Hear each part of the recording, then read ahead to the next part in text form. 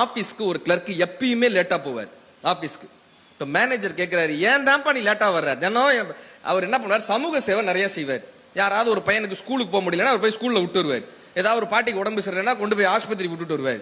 ஏதாவது ஒரு அம்மா பிரசவத்தில் ஏதாவது ஒரு உதவி, தினம் அவருக்கு ஒரு சமூக சேவை செய்யணும். இது அவருடைய வாழ்க்கையினுடைய கொள்கையாவே வச்சிருக்காரு. வாழ்க்கையினுடைய கொள்கையே தினம் யாருக்காவது உதவியாக இருக்கணும். இப்ப இந்த ஆபீஸ்ல மேனேஜர் கேட்கிறாரு, உனக்கு அதுக்காக சம்பளம் கொடுக்குறேன் கேட்பாங்களா மாட்டாங்களா? தினம் ஆபீஸ்க்கு 11 மணிக்கு தான் போவார். இதுக்கா உனக்கு சம்பளம் கொடுத்துட்டு இருக்கோம்?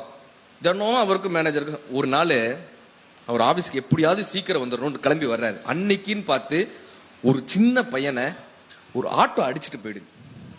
ரத்த வெள்ளத்துல கிடக்கான் அந்த பையன். இவரால் முடியாதுல்ல, வேகமா கொண்டு போய் ஆஸ்பத்திரியில சேர்க்கிறாரு. ரத்தம் கேட்கிறாங்க. இவருடைய குரூப்பும் அதுவும் கரெக்டா இருக்கு. ரத்தம் கொடுக்கிறாரு. கிட்டத்தட்ட 11:30 மணி ஆயிடுது. ஆபீஸ்க்கு போறதுக்கே 12 மணி ஆயிடுது. ஆபீஸ் போக 12 மணி. இப்ப மேனேஜர், இன்னைக்கு என்னப்பா சேவைனாரு, இன்னைக்கு என்னப்பா சமூக சேவை? இவர் உடனே சொன்னார், சார் இந்த மாதிரி ஒரு பையன் அடிபட்டான் சார், நான் தான் சார் போய் ஆஸ்பத்திரியில சேர்த்தேன், நான் தான் சார் ரத்தம் கொடுத்தேன். இப்ப அந்த மேனேஜர் கேட்கிறாரு, இவ்வளவு சேவை செய்ய யாராவது உன்னால தான் உயிரோட இருக்கேன்னு வந்து உன்னை வாழ்த்த போறாங்களா? உன்னால தான் இந்த சமூகம் வாழ்ந்துன்னு யாராவது வாழ்த்த போறாங்களா?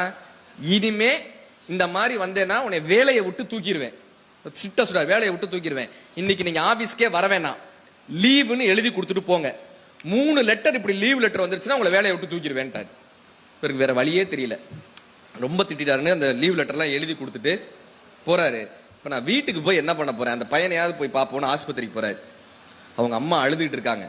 இவர் வந்த உடனே ஓடி போய் அவர் கையை பிடிச்சு சொல்றாங்க, ஐயா நீங்க மட்டும் சரியான நேரத்துல சேர்க்கலைன்னா என் பையனை காப்பாத்திருக்கவே முடியாதுங்க ஐயா. கையை பிடிச்சு சொல்றாங்க. இவர் சொல்றாரு, உங்களுக்காகவும் உங்களுக்கு உதவி செய்வதற்காகத்தான் நான் பிறந்திருக்கிறேன்றார். அந்த பையனை பாக்குறாங்க. கொஞ்ச நேரம் அங்க பேசிட்டு இருக்கும்போது அந்த அம்மா சொல்றாங்க, அவங்க அப்பா வந்துட்டாருங்க. அவங்க அப்பாவுக்கு இப்பதான் செய்தி சொல்லியிருக்கோம், அவங்க அப்பா வந்துட்டாருங்க. அவங்க அப்பா பதபதச்சு அந்த ஐசியூக்குள்ள ஓடி வராரு. கதவை திறந்து வேர்த்து விறுவிறுத்து உள்ள வந்து பாக்குறாரு. அந்த அப்பா வேற யாரும் இல்ல, லீவ் எழுதி கொடுத்துட்டு போங்கன்னு சொன்னாரு அந்த மேனேஜர். அந்த மேனேஜர் தாங்க அந்த பையனுடைய அப்பா. அவரு கண்ணுல கண்ணீர் மல்க இவரை பாக்குறாரு. காலையில நீ சொன்னியப்பா, ஒரு பையன் விழுந்துட்டான், நான் காப்பாத்தினேன்னு நீ சொன்னியப்பா, அது ஏன் பையன் பான்றாரு. என் பையன்பா, உன்னாலதான் யாராவது உயிரோட இருப்பாங்களான்னு நான் கேட்டேன்லப்பா, உன்னாலதாயா இப்ப நான் உயிரோட இருக்கேன், என் மனைவி உயிரோட இருக்காங்க, என் பையன் உயிரோட இருக்கான், என் குடும்பம் உயிரோட இருக்குன்னு அதுக்கு நீதாயா காரணம்னு அவருடைய கையை பிடிச்சிட்டு மேனேஜர் அழுகிறாரு. இப்ப அவர் சொன்ன வார்த்தை, உங்களுக்கும் உதவி செய்வதற்காகத்தான் நான் பிறந்திருக்கிறேன்னு அவர் சொல்லிட்டு போறாரு. இந்த தவறுன்னு ஒரு விஷயத்த வீட்லயும் அப்படிதான் சார்.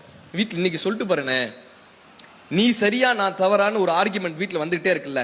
நான் தான் சரி, நீ தான் தவறு.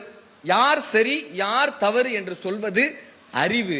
யார் சரி யார் தவறு என்று சொல்வது அறிவு. நானும் சரி நீயும் சரி, நானும் தவறு நீயும் தவறு என்று உணர்ந்து கொள்வதுதான் மெய்ப்பொருள். அதுதான் மெய்ப்பொருள். என்னை விட இவள் வித்தியாசமாக இருக்கிறாளே என்று சிந்திப்பது அறிவு.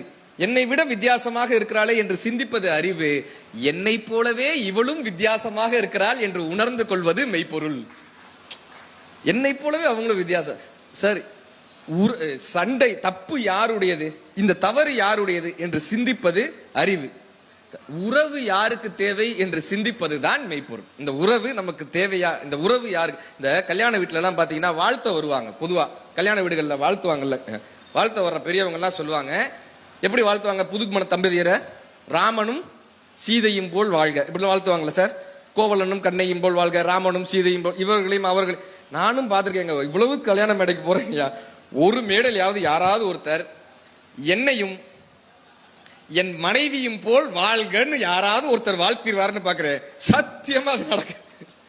இன்னும் சில பேர் சொல்லுவாங்க, ஒருவரை ஒருவர் புரிந்து கொண்டு வாழுங்கள்னு. நடக்கவே நடக்காது, நடக்கவே நடக்காது. இது விட மேடைக்கு சொல்றப்ப கைதட்டுறதுக்கு நல்லா இருக்கும். ஆனா இன்னைக்கு சொல்லிட்டு போறேன், ஒரு ஆணை ஒரு பெண்ணால் புரிந்து கொள்ளவே முடியாது. ஒரு பெண்ணை ஒரு ஆணால் புரிந்து கொள்ளவே முடியாது. புரிந்து கொள்ளவே முடியாது என்பதை புரிந்து கொள்வதுதான் மெய்யறிவு.